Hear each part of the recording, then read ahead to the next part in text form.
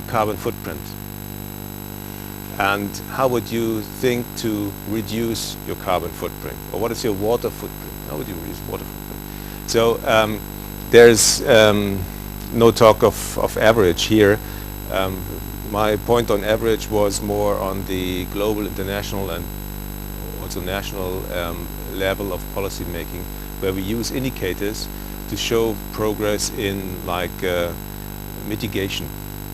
Yeah, and there's where I would like to raise the issue of average versus more specific indicators. But for the KPI, I think this is company specific and allows those people who are rating companies on the financial market to apply their risk levels. Second, on knowledge democracy, this is a whole concept, and I would bore you if I explain the whole concept now. Just in short term, what we all feel is that knowledge increases. Yeah? We all put money into research and development. Small money, big money, but put into research and development. And what is a professor doing? He's producing data. From data to information is one step.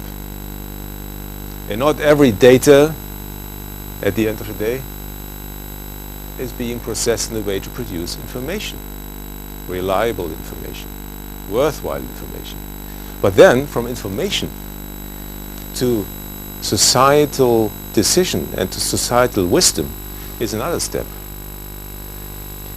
And the third, and maybe the most important for a democracy, is the step that follows even after the wisdom part. And that would be trust. Trust in the sense of who would you trust that he gives you the right reference to the problem. You cannot check every data. So democracy is something about trust and about accountability and liability. Of course you have rules to keep people liable and to help them. Maybe you can sue them even. But this chain of knowledge, from data to information to societal knowledge and to wisdom and then to trust, is something that could be researched by social science and even by the natural science, I think, because it's their responsibility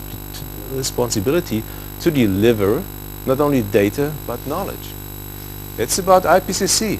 Is IPCC something that delivers lots of data, or is it delivering political knowledge? Where does knowledge begin? Yeah.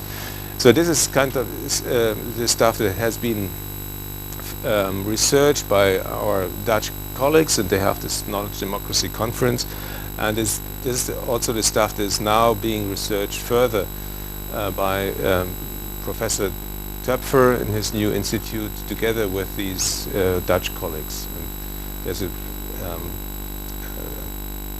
project called Transformation Governance that I would like to refer you to later this afternoon. Thank you. Any more questions? Please. Thank you, Mr. Chair. Just a statement and then a question that I'll pose to Gunther. You said there was something at the very beginning that you said that is really quite critical to this session, and that was tying into one of Peter's opening statements about what gets measured gets managed, and you challenging that statement to the case that's and providing some very good examples of why that is really not the case right now in some of the key areas, such as climate change, as you mentioned.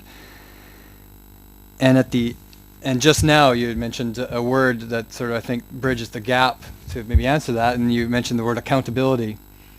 And I think it appears that maybe the statement of, what gets managed gets measured, and that quote perhaps should now be officially in the in the lexicon or the literature of quoting that quote to be modified to what gets measured gets managed, comma, only if there are appropriate accountability mechanisms associated with that information.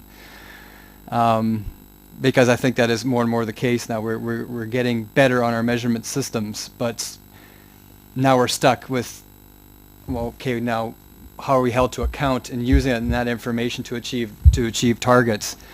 So my question is coming. One example that has helped me over the past few years and understand the connection between what gets managed, gets measured, and accountability is a series of practices that have been emerged in the United States. There's a practice called budgeting for outcomes.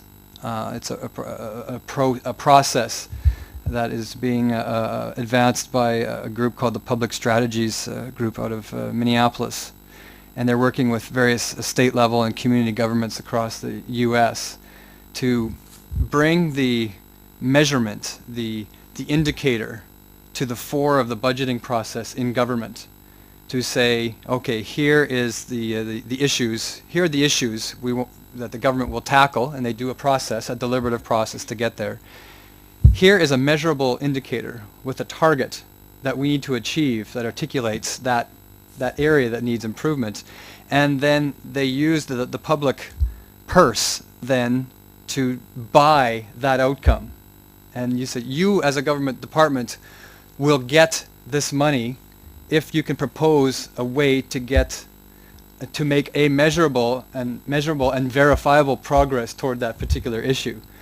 And they're making some interesting sort of progress on application of that in different settings. And it is an interesting example to me of taking the measurement, making it a solid target, and then embedding it in the planning process. And you need to be accountable to actually achieving the progress in what gets measured. Are there other examples of ways in which the measurement there's mechanisms that make decision making more accountable to that particular measurement, whether it be private or corporate sector? Is there anything that sort of comes to mind that could be added to that toolbox of accountability to improve our use of measures? Well, as of last year, the German Parliament introduced a new regulation for the lawmaking process itself. And it requires the departments to come up with what they call an impact and a sustainability assessment. So every department has, when they table a law in the Parliament, to declare to which extent this particular piece of legislation applies to the national SD strategy. Will it affect the indicator X, Y, Z, or will it affect some management rules, or will it affect nothing? And if it does affect the national SD strategy, then they have to declare in what sense does it affect and how can we improve the performance towards the goals. This is a regulation being established last year, and it's kind of the beginning of a process, but it seems to work. It places the parliamentarians into a power position against the departments, and on the departmental side it keeps blood pressure, so to say. So this is it's not a metrics with one figure, it's a metric that relies on the 21 indicators of the national SD strategy. Thank you. I think that's an excellent example of the type of thing that I was thinking about. And you're right in that the strategy, the assessment, the assessment then of the sustainability angle of it. If there's an indicator in the backdrop, then there is a sort of a direct linkage to the measure that sort of creates an accountability loop. So I think it's a really nice example. Thank you. Please. Here is the question from our online participants. Mr. Harry Srinivas from UNEP, Osaka, Japan. His question is, how would you see the link between green economy concept and that of microfinance or microcredit, especially for low-income households.